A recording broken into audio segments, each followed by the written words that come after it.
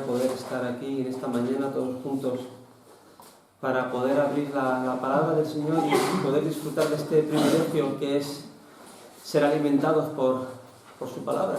Así que bienvenidos a todos otra vez y que el Señor nos pueda hablar a través de este pasaje, que podamos comprender qué es lo que nos tiene que decir en esta mañana. Vamos a estar estudiando, vamos a estar predicando en el capítulo 4 de Daniel, los primeros 18 versículos. La semana pasada un grupo de hermanos estuvimos en Barcelona recibiendo un curso sobre predicación expositiva y al final estábamos yo sentado al lado de José y me dijo José, oye, que nos van a dar un diploma. Y dije, ¿es verdad? Ah, pues qué bien, y pasamos adelante a cada uno de nosotros y nos dieron nuestro diploma. Qué alegría, ¿verdad? Cuando uno le da un diploma se siente orgulloso. Y eso me hizo pensar en mi dentista, cuando voy en una sala de espera normal y lo que es de la mitad de la pared hacia arriba está lleno de diplomas. Digo, ¿cómo este hombre ha tenido tanto tiempo para hacer tantos cursos, no? Y sobre todo tanto tiempo para clavarlos en la pared. Pero está todo lleno de diplomas. Me parece muy bien, ¿no? Este hombre ha estudiado y pues tiene ahí sus estudios, ¿no? Está orgulloso. Hoy vamos a hablar en torno a los excesos del orgullo. Vamos a ver cómo Nabucodonosor, en el capítulo 4, tiene otra vez un sueño. Esta vez lo comunica. Como de costumbre, nadie consigue descifrar la verdad de este sueño. Es Daniel quien va a llegar a transmitirle la verdad del Señor. En el día de hoy vamos a ver Dios como un Dios de paz, Dios como un Dios que se relaciona y que pide un servicio. Ahora bien, o estamos sirviendo a Dios, o sobre nuestras cabezas está el juicio de Dios. Esto es lo que vamos a ver en esta mañana. Hablaremos de los excesos del orgullo, y el título que yo le he dado a este sermón es Despojados del orgullo. En este capítulo 4, en este comienzo del capítulo 4, se nos presenta Nabucodonosor, que estaba experimentando, él estaba disfrutando una época de prosperidad. En mitad de esta época, él va a sufrir el juicio de Dios a causa de su orgullo. Y Nabucodonosor se tomó la molestia de escribir este capítulo 4 para contar su testimonio. ¿Por qué lo hizo? Lo hizo por varios motivos. Primero porque, como veremos en la próxima semana, él perdió completamente la razón. Se volvió loco y Dios lo restauró. Entonces él quiso dar testimonio. En segundo lugar, porque Nabucodonosor quiso advertir a otros de los peligros del orgullo. En tercer lugar, él comprendió que fue restaurado tras ese periodo de locura, fue restaurado por Dios, no por él mismo. Y a su manera él quiso glorificar a Dios con este capítulo. Quiso glorificarle y también agradecerle porque mucho le fue devuelto. La cordura, el reino. Él se tomó la molestia de escribir este capítulo para compartirlo. Así que también nosotros nos podemos preguntar si nos tomamos la molestia de compartir, la molestia entre comillas, de compartir el Evangelio con las personas que nos rodean. Nabucodonosor escribió un capítulo, pero mi deseo es que todos los que estemos aquí en esta mañana podamos leer lo que Pablo decía en 2 de Corintios y que nos veamos reflejados. Pablo decía, nuestras cartas sois vosotros, escritas en los corazones. Y lo más importante, conocidas y leídas por todos los hombres. Así que os invito a que tengáis vuestras Biblias abiertas. Vamos a intentar ir versículo por versículo para entender este pasaje. Daniel 4. Daniel 4, en el versículo 1 dice: Nabucodonosor, rey, a todos los pueblos, naciones y lenguas que moran en toda la tierra, paz os sea multiplicada. Se acabó de contar que Nabucodonosor perdió la razón. Veremos la próxima semana que tan loco se volvió que llegó incluso a comportarse como un animal. Dios lo restauró. Y después de aquella tremenda experiencia, él consideró el valor, el significado de la palabra paz. Es lo primero que dice, ¿no? Yo, Nabucodonosor, paz a vosotros. Paz en el corazón.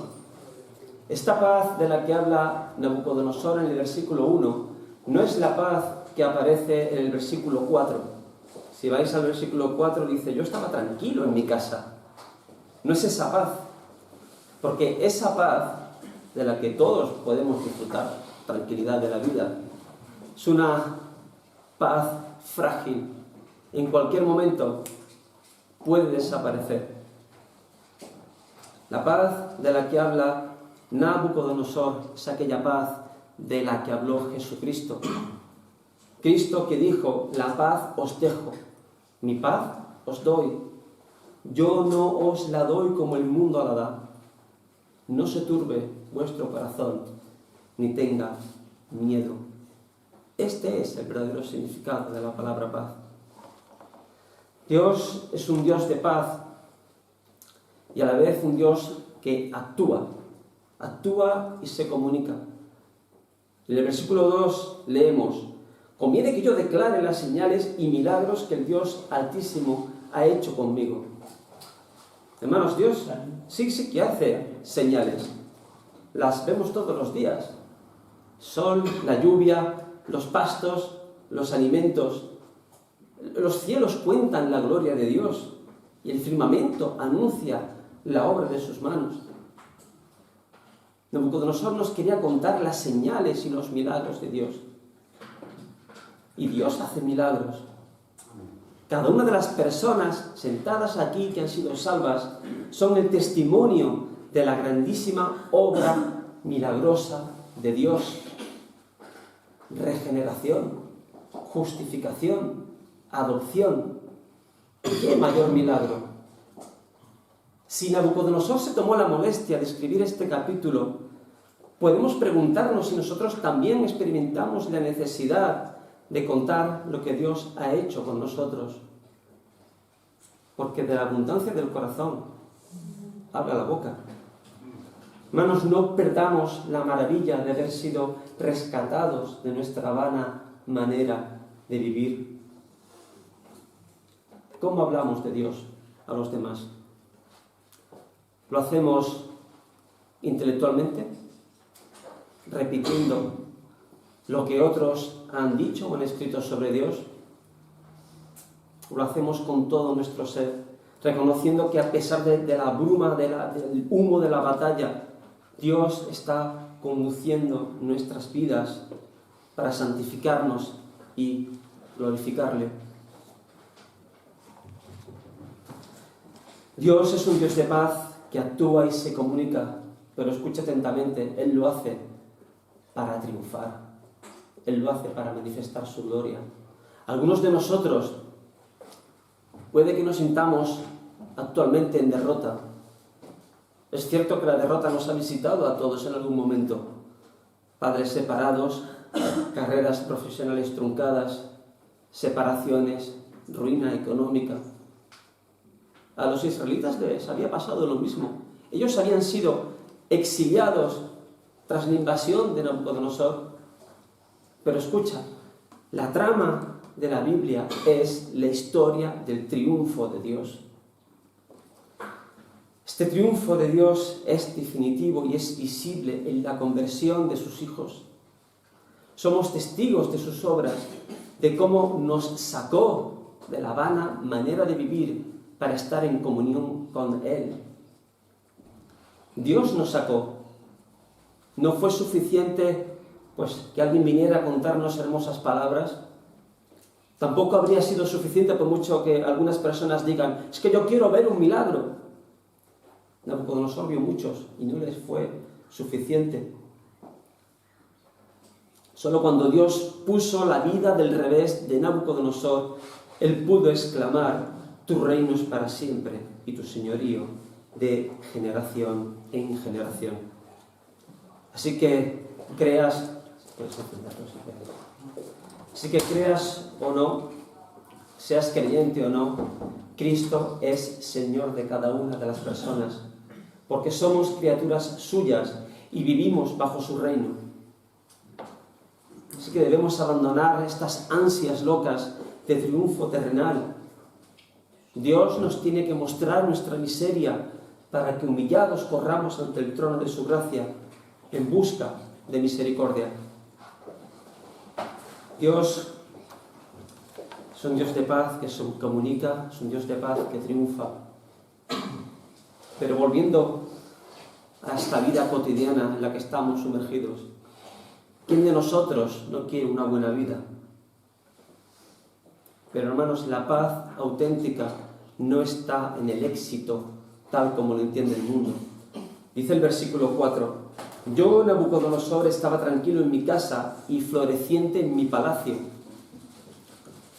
Podemos estar persuadidos de estar viviendo ahora una buena vida, como Nabucodonosor, tranquilo en su casa, en reposo, prosperando, había derrotado a todos sus enemigos, floreciente en su palacio, lleno de vida, próspero. Nabucodonosor era un malvado que prosperaba. Y la verdad es que a veces nos preguntamos por qué los malvados prosperan. Como dice el Salmo 73, tuve envidia de los arrogantes, viendo la prosperidad de los impíos. No pasan trabajos como los otros mortales, ni son azotados como los demás hombres. Esto se le puede aplicar a Nabucodonosor. Él invadió Israel, robó los utensilios de la casa de Jehová y provocó a Dios colocando los utensilios sagrados en los templos de sus ídolos y además atribuyendo a los dioses paganos su victoria. Pero, amigos y hermanos, el sol sale para justos e injustos. Tú puede que tengas una vida honesta y que todo lo que hayas ganado y alcanzado en esta vida lo hayas hecho con sudor y lágrimas y sacrificio, y está bien que lo disfrutes, pero no caigamos en la trampa del orgullo, de la soberbia, en creer que estamos al abrigo de cualquier calamidad, que todo lo que nos rodea, la casa, la familia, nuestros diplomas, es motivo para que nos llenemos de autosuficiencia y de ningún agradecimiento hacia aquel de quien todo proviene. Este fue el caso de Nabucodonosor, y como veremos más adelante, él cayó estrepitosamente. Así que cuando tengamos la tentación de caer en la envidia o en un sentimiento de injusticia porque vemos que hay otros que no temen a Dios y que prosperan, tenemos que recordar lo siguiente: como creyentes tenemos el gozo, como dice el Salmo: tú me diste alegría en mi corazón, mayor que la de ellos cuando abundaba su grano y su mosto. Como creyentes tenemos firmeza espiritual, porque Él nos saca del pozo de la desesperación, del lodo cenagoso, pone nuestros pies sobre peña y endereza nuestros pasos. Y como creyentes tenemos una felicidad prometida. Dice el Salmo también: en cuanto a mí, veré tu rostro en justicia, estaré satisfecho cuando despierte a tu semejanza. No hay motivo para envidiar al malo. Dios se comunica y Dios se relaciona con el hombre. Dice el versículo 5: vi un sueño que me espantó y tendido en la cama, las imaginaciones y visiones de mi cabeza me turbaron. Dios habló a Nabucodonosor mediante sueños. Como dice Hebreos, Dios ha hablado muchas veces y de muchas maneras, pero lo sorprendente es que Dios se comunique con el hombre, da igual la manera, porque Dios no tiene ninguna obligación. El que Dios se comunique con el hombre es un acto de gracia. Cuando Dios habla a una persona, tiene un efecto impactante. Nabucodonosor se espantó y se turbó, aunque no entendía bien todo lo que estaba viendo. Y es extraño porque era un hombre acostumbrado a la guerra, a dominar, al conflicto, pero se turbó por dos motivos. Primero, porque escuchar la voz de Dios no es cualquier cosa. Y en segundo lugar, porque Nabucodonosor era malvado. Él era un destructor de pueblos. Su conciencia estaba marcada por la culpabilidad. Qué triste es que, como creyentes, podamos albergar desesperación, miedo ante situaciones desagradables o inesperadas. Creo que en esta circunstancia deberíamos analizar nuestras conciencias delante del Señor. Cuando Dios se manifiesta, hay algo que se hace muy visible, y es los límites del hombre, particularmente en cuanto a su sabiduría. En los versículos 6 y 7, como de costumbre, Nabucodonosor hace llegar a todos los sabios para que le interpreten el sueño. Nabucodonosor no aprendía la lección. Si recordáis los capítulos anteriores, llama a los sabios, a los entendidos del mundo, pero no entienden el sueño. Aunque lo oyen, no lo entienden porque no entienden a Dios. La sabiduría humana tiene límites, muchos límites. Déjame darte algunos ejemplos. No entendemos lo infinitamente grande ni lo infinitamente pequeño. Podemos pronosticar el tiempo o prever algunas crisis o cambios económicos, pero nadie conoce realmente el mañana.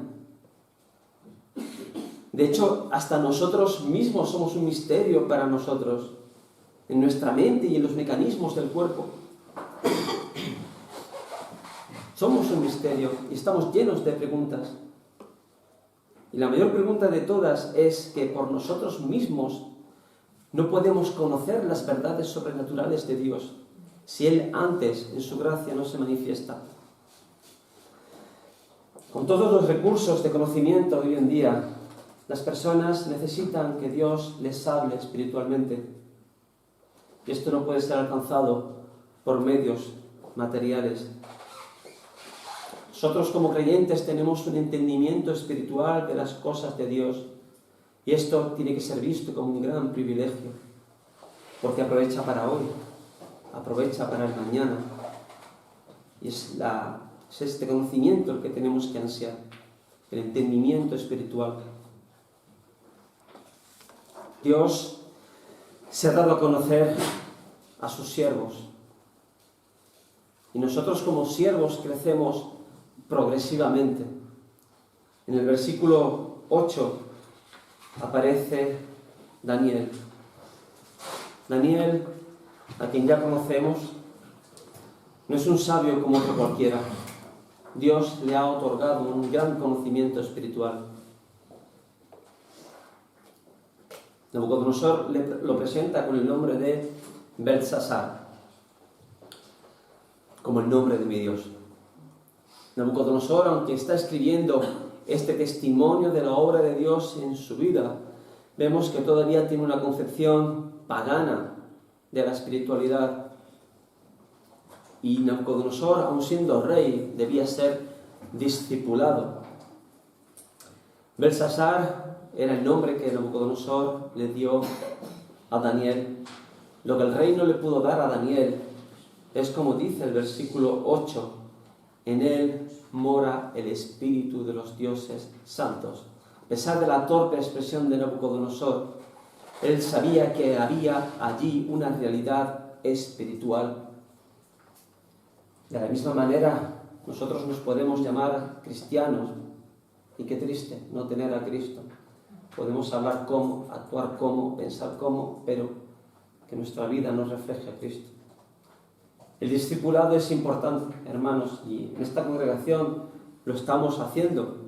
Es esencial en el comienzo de una vida espiritual, porque es el medio por el que el Espíritu Santo influye en nuestras mentes, es el medio de santificación donde se corrigen a través de la palabra ideas equivocadas que arrastramos de otros contextos. Nabucodonosor es el ejemplo de alguien que tenía que ser discipulado. Nabucodonosor, un creyente que empieza, y Daniel, un siervo maduro. Daniel no practicaba la magia. Él era un científico, él interpretaba los sueños y era el jefe de un equipo de personas gracias al apoyo sobrenatural que Dios le había prestado en episodios anteriores. Nabucodonosor lo llama, dice que él es el que tiene el espíritu de los dioses santos. Nabucodonosor buscaba respuestas, buscaba el significado de lo que Dios tenía que decirle. ¿Quién no busca respuestas? Hoy las conciencias de las personas les interrogan y las circunstancias de la vida les plantean dudas. Y hoy los terapeutas y la autoayuda no acaban de satisfacer con sus propuestas sobre cómo tienen los hombres que conducir su vida.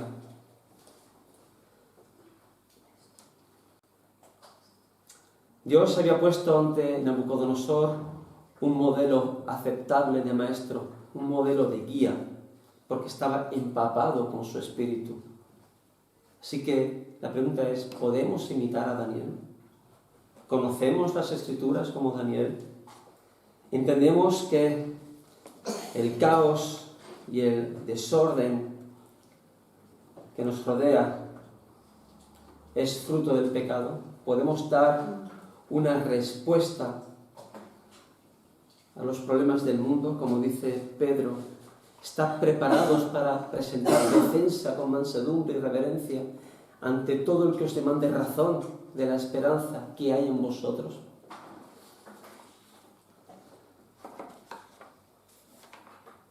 Así que Dios se comunica con la humanidad para que le sirvamos a Él. La otra lección, triste lección, es servirnos a nosotros mismos. Y es lo que estamos viendo en esta sociedad. En los versículos 10 al 12 tenemos la primera parte del sueño de Nabucodonosor, el sueño del árbol. Si os fijáis, este árbol está colocado en mitad del mundo, donde todo el mundo, valga la redundancia, lo puede ver. Es un árbol alto, grande, que crece, firme, fuerte hasta el cielo, visto por todos. Es un árbol útil, cuyas hojas hermosas son abundantes, saludables, llenas de vitalidad. Además, un árbol que da mucho fruto, que alimenta a los animales y ellos encuentran allí refugio. Déjame decirte en esta mañana, ninguno de nosotros quiere estar cerca de este árbol.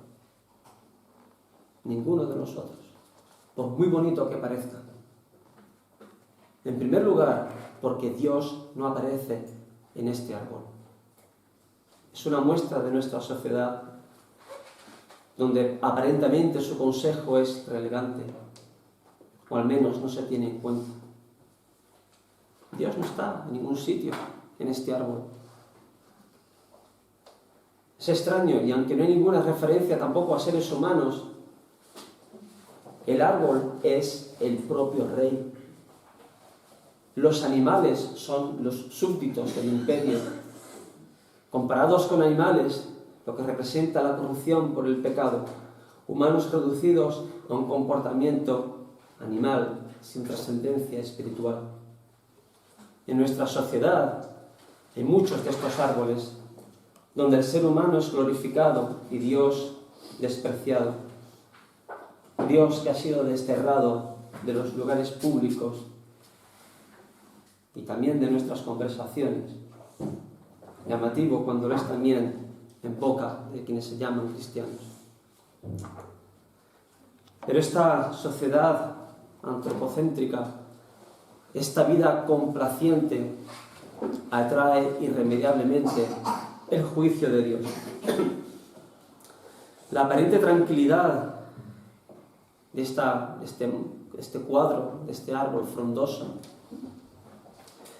es roto por una orden divina dada a través de un ángel.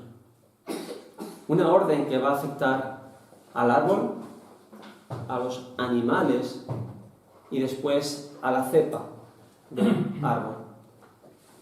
En primer lugar, en cuanto a este árbol tan magnífico, se dice que sea derribado, sus ramas cortadas, su fruto disperso. Esta es la gloria y el esplendor del hombre. En un segundo puede desaparecer. Esta es la fragilidad del ser humano en la cima de su grandeza. Como dice la parábola en Lucas 12, Dios le dijo al necio que quería edificar graneros mayores y guardar allí todos sus frutos y sus bienes. Dios le dijo: necio, tonto, esta noche vienen a pedirte tu alma y lo que has provisto, ¿de quién será? Puede resultar terrible que haya una orden de Dios sobre nosotros por causa de nuestra necedad y de nuestro orgullo. En segundo lugar, la orden divina también afecta a los hombres que viven debajo del árbol. Se les da la orden de marcharse. Ya no hay cobijo ni refugio. Es el fin de su tranquilidad. Como dice Jeremías: maldito el hombre que confía en el hombre y pone carne por su brazo, y su corazón se aparta de Jehová. Solo Dios es eterno, solo Dios es confiable. El hombre siempre termina decepcionando al hombre. Dios es la fuente de todo sustento real. De Él recibimos el alimento y la protección. Estas dos primeras órdenes son terribles: el árbol derribado, los hombres dispersos. Pero fijaos la tercera orden, porque está llena de misericordia y de gracia.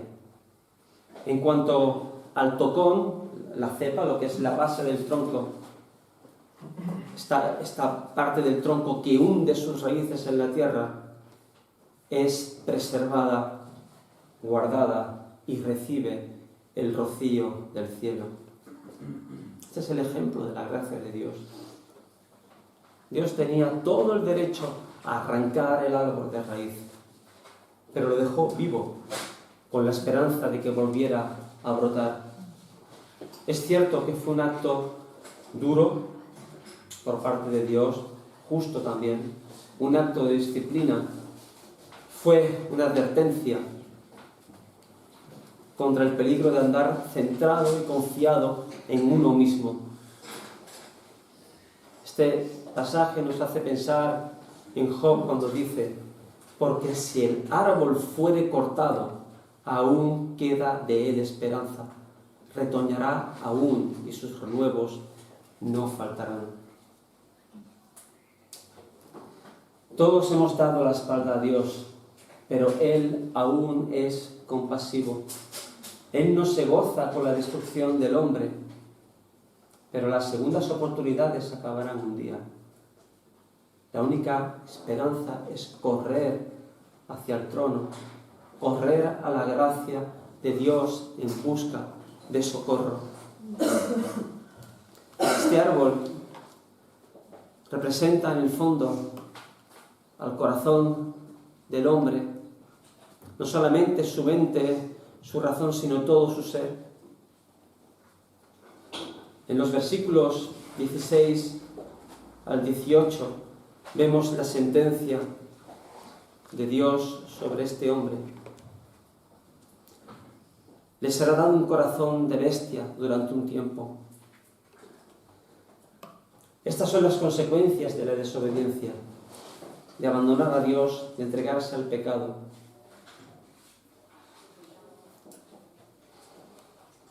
El propósito del juicio de Dios sobre el hombre es que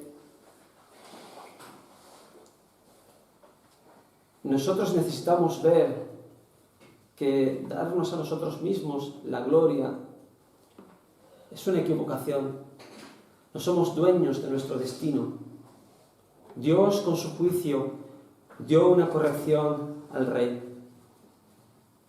Era un juicio para el rey y todos los habitantes del imperio. Dios es un Dios de autoridad. Él puede hacer juicio sobre el hombre. Como dice el versículo 17, a quien Él quiere, da el reino, da cosas buenas. Y puede constituir por encima de muchos hombres a otros. Era el caso de Nabucodonosor. La historia nos cuenta que su padre no fue alguien importante en Babilonia. Quien puso al rey allí donde estaba era el propio Dios. Todo lo que tenemos viene de manos de Dios. Él forja nuestro destino. Él nos da nuestro sustento diario. Como dice Corintios, ¿qué tienes que no hayas recibido? Y si lo recibiste, ¿por qué te glorías como si no lo hubieras recibido? Debemos ser agradecidos y buenos administradores. Hemos visto que Nabucodonosor, a pesar de la obra impactante de Dios, de la revelación de Dios, él tiene aún una mente pagana. Y en el versículo 18 le dice en su necedad espiritual: Daniel, dame una respuesta, te lo ordeno. ¿Qué nos está enseñando? Nabucodonosor era aún orgulloso. En estos primeros 18 capítulos hemos aprendido que Dios es un Dios de paz, un Dios que actúa, que comunica con el hombre para triunfar. Un Dios que cuando se comunica con el hombre nos hace ver la distancia que hay entre su sabiduría y la nuestra. Un Dios que cuando se manifiesta nos hace entender que tenemos que aprender cosas de Dios, que tenemos que conformarnos a la imagen de su Hijo para ser siervos y testigos maduros como Daniel. Siervos fieles que den testimonio en mitad de una sociedad rebelde, sobre la cual hoy en día está la misericordia, está la gracia, pero que el juicio también llegará. Este capítulo 4 que vamos a trabajar en varios domingos es un capítulo muy importante, porque si nos fijamos, es la historia del triunfo de Dios sobre el orgullo del hombre.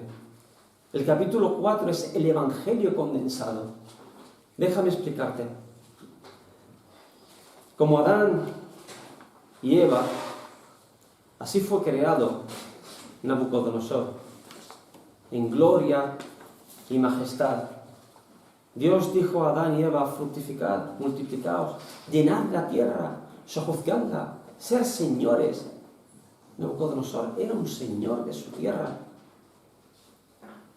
Adán y Eva, como Nabucodonosor, cayeron en el orgullo, en la autosuficiencia.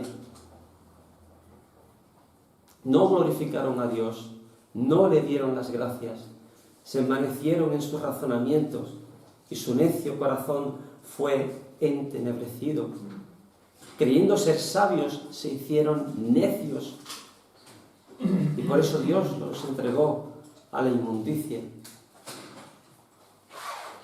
Como Nabucodonosor, Adán y Eva se comportaron como animales.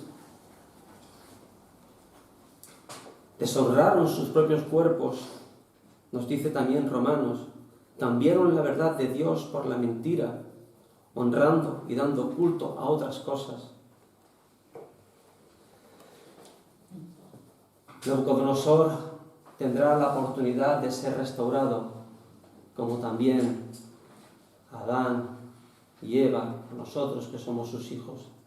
Dios restaura al hombre con su misericordia a través del nuevo nacimiento. Y este nuevo nacimiento trae reconocimiento a la grandeza de Dios y a la bendición que Él nos ha dado en un Salvador. En el próximo sermón indagaremos, profundizaremos en qué pasa con este tocón que fue preservado. En esta mañana quisiera terminar con esta reflexión. Todos nosotros estamos en una de estas dos situaciones. O estamos bajo el juicio de Dios,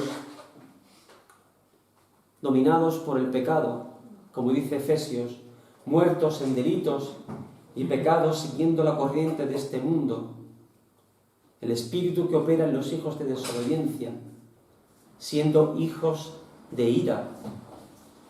O, al contrario, hemos sido rescatados por su gracia, no por buenas obras, no para que haya en nosotros jactancia, sino para estar en Cristo Jesús. Nosotros, que en un tiempo estábamos lejos, pero que hoy, a través del nuevo nacimiento, hemos sido hechos cercanos por la sangre de Cristo. Medita en estas palabras. ¿Dónde estamos cada uno de nosotros? ¿Bajo el juicio de Dios o bajo su gracia? Que el Señor bendiga su palabra en nuestros corazones.